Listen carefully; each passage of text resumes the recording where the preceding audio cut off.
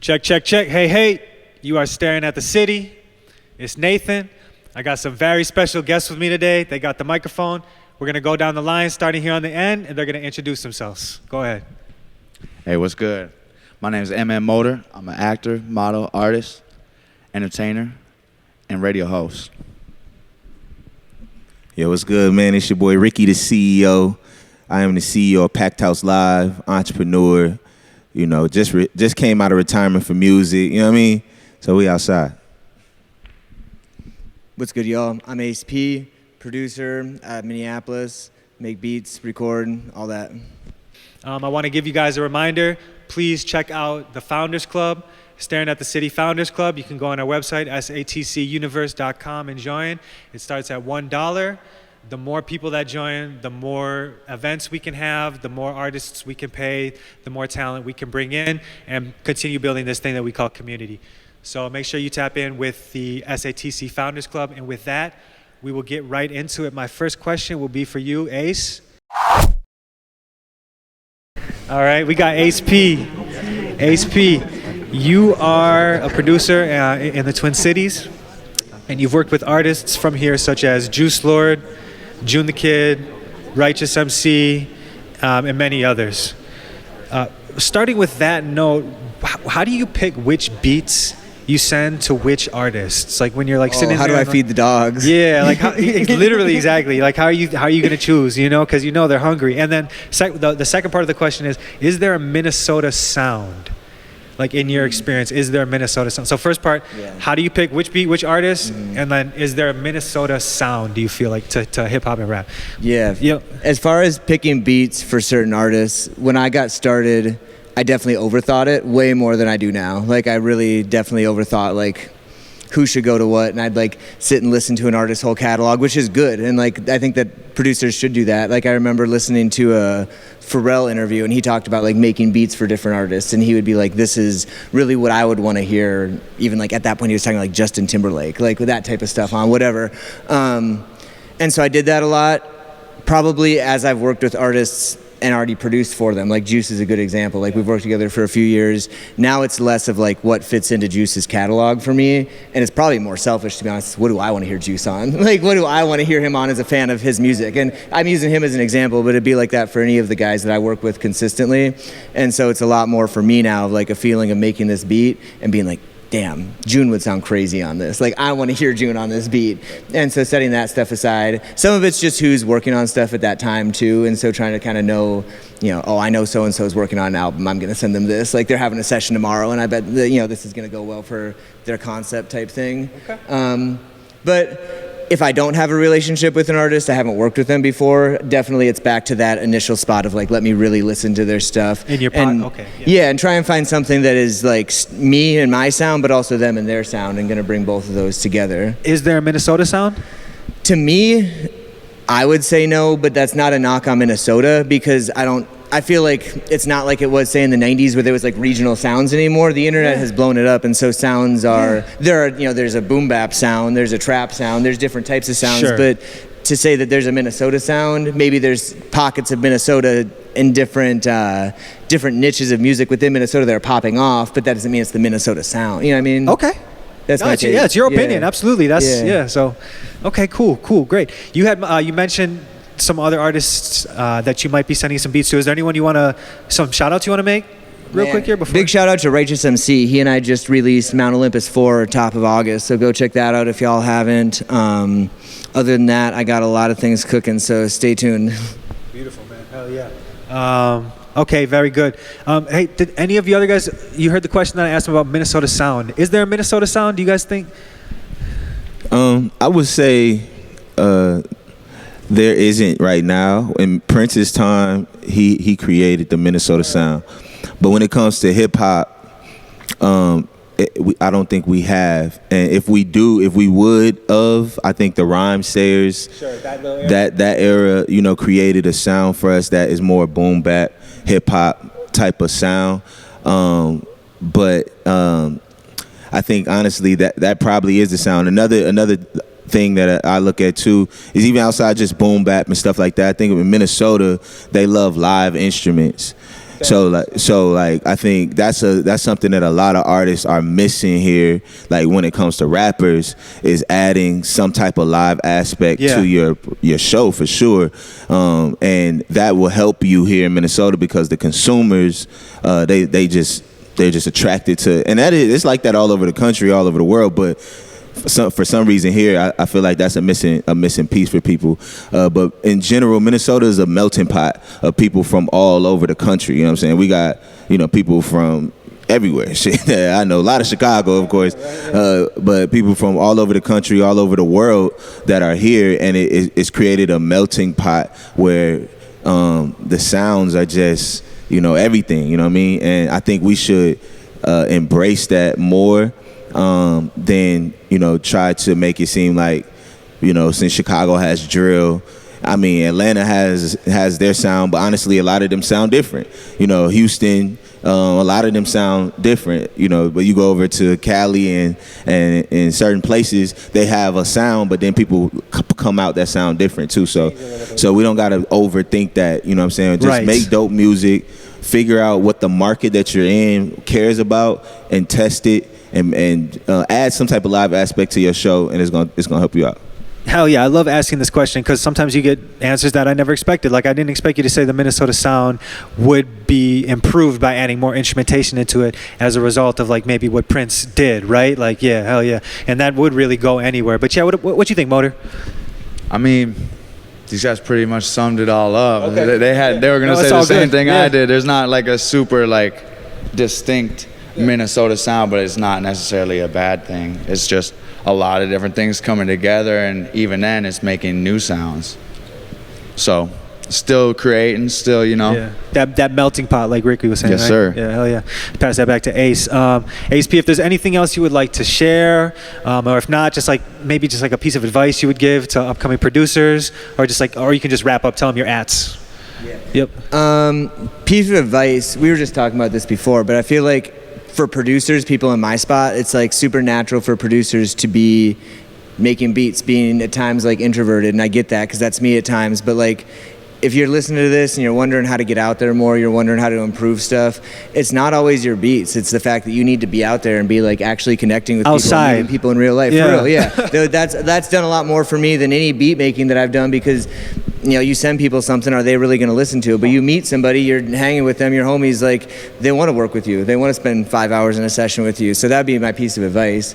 Other than that, I mentioned the album I did with Righteous MC, Mount Olympus 4, came out top of August. Check that out. I'd released a solo album, beginning of January, top of this year, titled Things I Can't Speak About. That is with a group of 10 local rappers. Go check that out. Definitely proud of that work, so please let me know what you think. Other than that, that's all I got. Yeah. Are you holding an event in the Twin Cities? In this day and age, it's crucial to make sure you have coverage to help you capture the right angles and get professional content. Contact Staring at the City for your next event, show, photo shoot, music video, or any professional media need. You are Staring at the City. Very nice. Let's pass the mic to Ricky. Ricky, you are an influencer, a CEO, a creative entrepreneur in the Twin Cities and across the nation and the world. Yes. Yeah. And Packed House Live for you really emphasizes the importance of streaming in the digital age. So my question for you is, how should artists think about their content and big companies when it comes to like rights and data and like that kind of, you know what I mean? Like how should we go about that thought process? First of all, thanks for having me, Nathan, man. Thanks for having this Staring at the City. He was a big part helping me out with Packed House Live when we first literally started from day one. So I appreciate you and always got your back, my boy. So as far as, artists go and, how they're putting their content out. What did you tell them? Man, the biggest thing is stream exclusive first. That's what you had said, yeah. I didn't know the exact words. That's it. Go ahead. Yeah, go ahead. Stream exclusive first. So what that means is when you're putting out a project, before you put it out with YouTube, Apple Music, Spotify, you want to put it out direct to your supporters with us, with Packed House Live. And you can sell that at your own price. and be able to make a lot more money than you're making right now from streaming.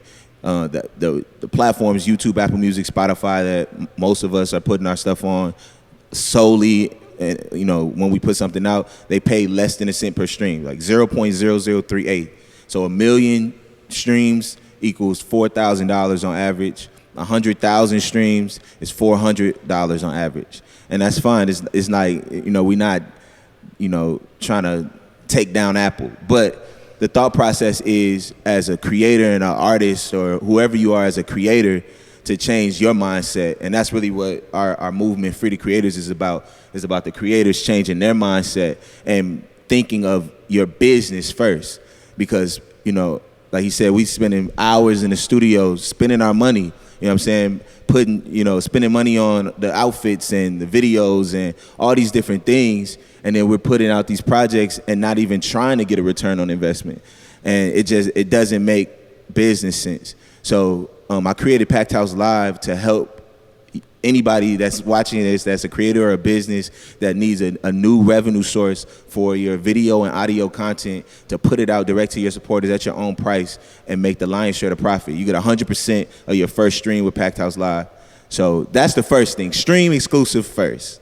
The second thing is consistency, man. If we're talking about just social media content, being really consistent with your music, with your content. For music artists specifically, I've been really preaching putting out short form music videos, where you're just doing stuff on your phone, just real simple. Easy. To each song, and you can do 5 different pieces of content for each song and put that out on TikTok, Instagram, Facebook, Twitter, wherever you at. Put that out everywhere consistently. Like the big thing, I talk to a lot of people, obviously. I see me doing these street interviews and stuff like that for Packed House Live, and the big thing is, we aren't putting out enough work. You know what I mean? I think a lot of people think that, this one has to be the one to get me, to blow me up. And when it's not, you get discouraged and you slow down. The name of the game is consistency, man. Yeah. Like, you gotta put pressure on the system. Like you gotta get out of your own head, get out of your own way sometimes. Gotta get out the way, man. Yeah. Be consistent. You're not gonna be perfect. It's never gonna be perfect. It's never gonna be your best artist. You know what I'm saying? It's not about that. Like, business is about showing up. You know what I'm saying? You just gotta continue to show up, make sure people are seeing you, continue to, like he said, get outside, network, build on that. This is a building thing, man. It's brick by brick. I'm building a tech platform right now, and this is probably the hardest thing I ever did. But it's a brick by brick type of thing. I can't think that right out the gate. Even though right when I started this company, I went to Floyd Mayweather and asked for $1.5 million out the gate. It didn't happen, obviously. But that didn't discourage me to the point where it's like, oh, well, this shit is not gonna happen. You keep going. I took 1 million no's after that. You know what I mean? And it's okay. So keep being consistent with your content, and just make it as easy as possible for yourself. Make sure people are seeing you. And the last thing I'm gonna say about that, I feel like a lot of artists don't do that because they trying to be cool. They trying to keep this like perception of themselves. And you're an artist. If you're an artist, you're an entrepreneur. You're a business. So that perception got to kind of come down. You got to it's the awkwardness that comes with it, the uncomfortability that comes with it, and I understand it. You know what I'm saying? Because I'm just like y'all, so I get it. But that has to come down. The most important thing is people seeing your work, knowing that you're there, so that they can understand how to support you. If they don't know that, they can't support you. So put yourself in front of them as much as possible. Somebody's gonna get mad. Somebody gonna get annoyed. Somebody like, yo, this dude's doing too fucking much. Who cares? It don't matter. As long as you're putting yourself in position to, take care of your family, that's what matters. That's almost how you trim the fat, right? Like, you don't even need those people that are going to get that part. Yeah. And the crazy thing is, one last thing I'm going to say about that is, please. Your ops will opt out. You know what I mean? Your ops will opt out. You keep being consistent. They see that for 6 months, 12 months, 18 months, you haven't stopped. Then those annoyed people come in your inbox and say, man, I'm so proud of you, bro. You going hard. Like, damn, like, you inspiring me. So, fuck them. You know what I mean? It's okay. People gonna hate, people gonna feel whatever type of way. and then they're gonna come back and they're gonna be like, yo, you're the greatest ever. So just focus and be consistent and do what, you know, makes you grow and be better. Yo, and that's what's gonna make us great too. You know what I'm saying? Like staying on it. Even though you feel like, am I being annoying? I don't give a fuck at this point, right? Like, no, I don't really care. What do you think, Ace? How you feel about streaming in the digital age? I feel like you're right that you got to profit. You put all that money into it. You put all that money into a video to promo your album. You put all that money into the outfits for the video. Somebody edited all that different stuff. And so you got to make your money back. And I feel like then at some point you got to meet people where they're at. And I'm sure that comes with what you're saying. You got to meet people on Spotify, Apple Music, all of that. Yeah, I think so. Because I feel like it's, to me, the balance of like, how can I make my money? But before anyone's going to buy my shit, they need to know that that shit's going to be dope. And they need to go listen to that. And so you need to have some kind of like resume, street cred, whatever you want to call it, for people to actually want to go and listen to that. And so for me, the way I would view it with myself as an artist is like trying to build that foundation so that then you can drop that for a longer period of time on a Packed House Live platform and actually make that money on it. Because people will say, shit, I want to go listen to that ASP album, hopefully that type of shit. And you use Spotify? I mean, all my shit's available on every streaming service. On all this, okay. Yeah, anything that you can What find. about you, Motor? Oh, let me say something to that, Rico. I'm sorry. Oh, yeah, no. Real quick, I gotta say something to Correct me if I'm wrong, honestly. No, I gotta correct you, but you're not too wrong. You're right, but on the other side is I don't want to discourage artists to feel like they're not big enough to release on Packed House Live. Like if you're big enough to release on any platform, you're big enough to release direct to consumer. Because on our platform, you sell your album at $10 or your project or whatever it is at $10, you could sell 100 of them and make $1,000. That's the Nipsey formula. Yeah. So you can sell 50 of them and make $500. So like that's what I want y'all to do. Even if you sell 10 of them, you know what I mean, you make $100. So that's what I want them to do at the level that you're at. You need to be still practicing this concept. And then as you grow, it just gets bigger and better. So that's all I wanted to say, but you're definitely right, brother. It's your question, so yeah, that's fine. Yeah, I feel like it's just streaming is like one tool in a whole toolbox. So a lot of people look at it like it's the tool, but you got Pack House, you can even not release stuff on streaming and you can just go do a shit ton of shows, sell your merch, you still make money. Okay. There's so many different ways that you can get your music out and get paid for it. There's like, you can do sync music, which half the time doesn't even get onto streaming services. Sync licensing, right? Yeah. We were just talking about that. Yeah.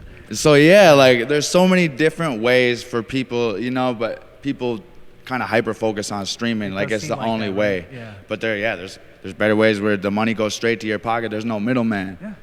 It just all depends on what you want to do, Hell yeah. That's why I thought I would ask. And those are all excellent answers, piggybacking on one another. I love the back and forth. That's why we do this. Like we need to have these conversations and build together. Because I don't know about you, but I can't do this shit by myself. Ricky, is there anything else you wanted to add, or any shout outs, comment, anything else you want to Man, say? stream exclusive first. There he goes. Okay. Stream exclusive first. That's the tagline, huh? That's it, man. That's my new, we're coming out with a campaign soon. But stream exclusive first, man. That's what I want y'all to understand. If you're a filmmaker, an author, a music artist, a business, whoever you are. All kinds of art. You got content. Yeah. And, put together a dope project. Give some exclusive offers with, you could do it with merch. You could do it with, as a producer, one-on-one in the studio with you, one-on-one Zoom. You can do a lot of different things as far as offers to make it cool for the people that's coming. But stream exclusive first, man. Make the money first so that you can keep investing in your work and keep going and be consistent, and it'll help you out. Other than that, man, I just want everybody to go hard. This city we got so much talent, but everybody is playing soft. If I can be, not everybody, but majority is playing soft. Everyone who's not in this room right now. But I only want to say everybody because it is people that are they're doing their thing, but we need like more aggression. Like if I was a basketball coach, we need pressure on the ball. You know what I mean? Who would be your starting five? Oh, that's a good question. Starting five for Minnesota. Me, first of all. You got to keep, Cause I do. Smart man. Cause we need This is dogs. a smart man we got here. That's a good question, bro. If you want, you can check. I'm gonna back say into- me. Okay. B.Croc. There you go. I would say Taylor. I would say Prince Riley. And Some people are gonna be hurt. You better choose this last one. hey, it's all good, man. This is my starting five. You know what I'm saying? We got 6 man, 7 man, 8 man. But this is what I'm seeing in the gym at practice. Who You playing wasn't hard? with me shooting you know? in the gym, right? And I think the last person I would say is oh shit, hold on. Prof. Are we rewinding? Prof got to be on my team. Because That's that all. would be 5. That would be 5. I'm sorry. Yeah, But, Prof. Hold and on, I'm then- gonna let you have one more because you and said then I yourself. take myself off. Yeah. And then we say Louis Blaze. Louis Blaze. Shout out Louis Blaze, man. Shout That'd out be to his team. Blaze. Louis Blaze, B.Croc, Taylor, Prof. And who's the 5th? Louis Blaze, Taylor, and Riley. There he goes. Yeah. Hey, man, you heard it here first or second or third, wherever you heard it. You heard it from CEO of Packed House Live, Ricky.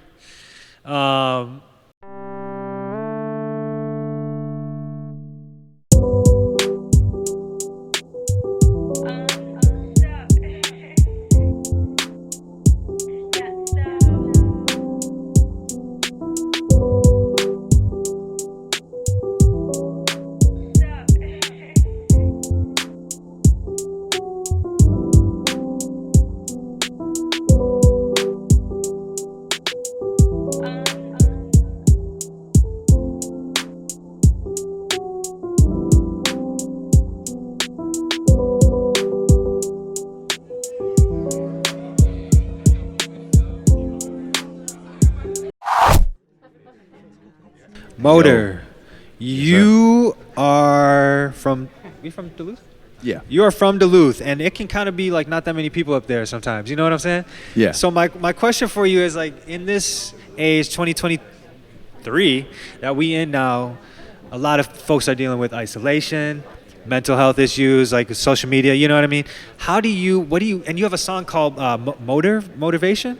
That's a whole project. Yeah. Oh, it's a whole project called Motivation. So yeah, like obviously motivation is an important thing to you. So like how do you what's your routine for staying motivated? And like how do you get back on it when you feel like you fell off and you know what I mean? Yeah. You need that Yeah. spark again. Yeah. How do you get revamped? My So, man. Yeah. First and foremost, God. That's, I rely a lot on that. So, otherwise, like my personal choices, you gotta stay healthy. You gotta, take care of yourself. Self-care is a huge thing. Got to sleep. I know it's hard when you got a busy schedule, if you got to sneak a little power nap in there sometimes, Otherwise, eat right, because that's fueling your body and your brain. So how can you create dope shit if, you're feeling shitty? Your body's like a car, got to give a You're good not gonna gas. win if you're not right within, right? Yeah. Otherwise, like... And like for music too, like specifically when you're in Yeah. the studio. Yep. So otherwise, like getting like my mind back on track, I listen to motivational speakers, like Les Brown. Les Brown's a good one. I fuck with him. Zig Ziglar. Bunch of people. And yeah, just fill my mind with positive things and try to do more positive, because usually when you go out and do good, more good will come to you. So if you're feeling bad, try to help somebody else. That'll usually get your mind off the problem too. There's a lot of ways, And when you're in the booth, like what inspires you to write? Like, because you named the entire project Motivation. You know what I'm saying? Like, Yeah. What was going through your head as you were doing that? Well, okay. Long story short, so I used to live a completely different life. So I had caught a felony. I had lost everything I owned, down to my car, my clothes, my jewels, even the snacks in my car. So that had happened before I even started on the project. But I was literally on, every hustle has that last flip, that big one where it's like, all right, I'm gonna do this and I'm gonna get out of the game.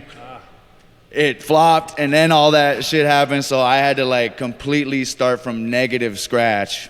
And so I was going to school for music business at Full Sail, doing online school still, and got in with this studio doing an internship. Was sleeping on the couch, and there's a bar above there. I was helping out like cleaning the bar every day, helping stock it, running it. I'd mix drinks at parties, but I'd never been a bartender in my life. And then you got all these people coming in, yelling at you to get. I'm like, I'm an artist. I'm just trying to like give me a break. But it's really just, you got to be hungry. So a lot of people aren't really hungry, or they're kidding themselves. So if it ain't what you want to do, you're not gonna do it. If it's really what you want to do, like how parents say, you'll eat if you're hungry enough. Same thing with life. If you want it bad enough, you'll do whatever you got to do. Like even me coming down here for this, most people won't make a trip. Like even from the cities to Duluth, I've offered to work with a lot of people, and they'll say this and say that, but I don't end up seeing them. Yeah, if you want something, you're gonna deal with all the bullshit that comes up with it, and you got to know that it's not always gonna be good. If it was always good, it wouldn't be real. That's real, man. Those are some great tips on staying motivated. Everything you said too about like physical health, staying physically healthy, and then like your routines. Thank you for sharing that story as well too. That's why we're here. We got to be vulnerable with each other. Yes, sir. Sometimes. What do you guys think about motivation? Man, motivation. I always tell the people that it comes from action. Like motivation is a what does it say? It's an action word. It's what you do. No, it's a verb. It's what you do. So it doesn't come from pouting around and sitting around. It come from feeling those feelings. Like Nipsey said, you're gonna feel every single emotion. Like what he's explaining is he feeling every emotion. You know what I mean? And we all go through that in our own journey.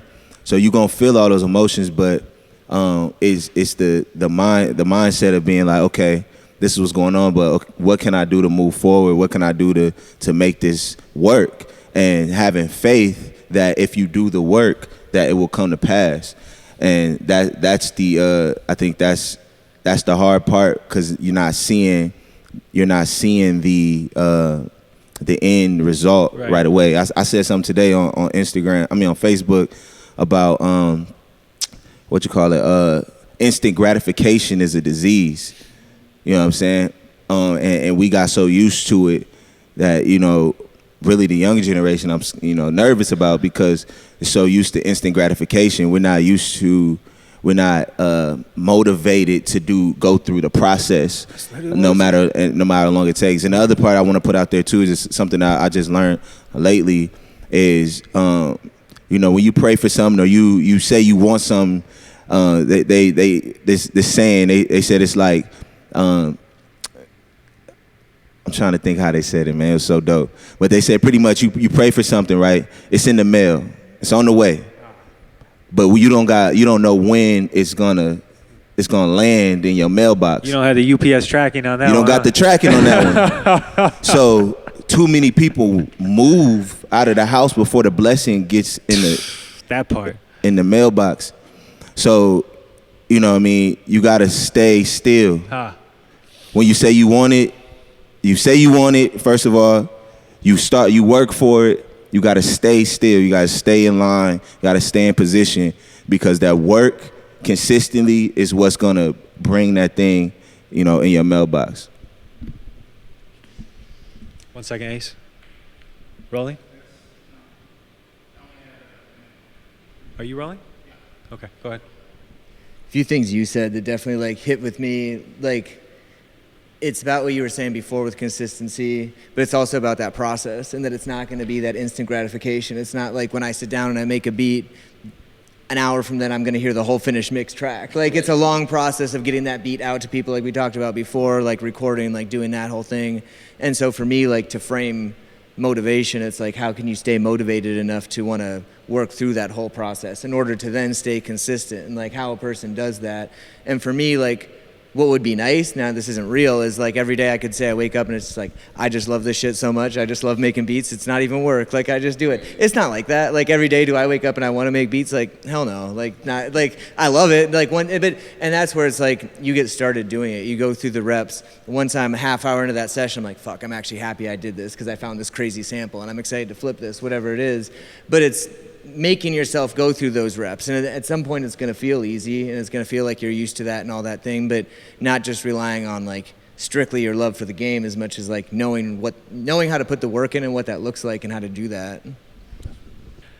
success is defined as anyone working towards a worthwhile goal. So a lot of people forget that. They just focus on the goal itself. And if you're not like building off the instant gratification, if I'm not there right now, then I'm never going to have it. Like, no, if you're working towards it and you don't quit, then you're already a success, because half the people won't even take the first step, for one.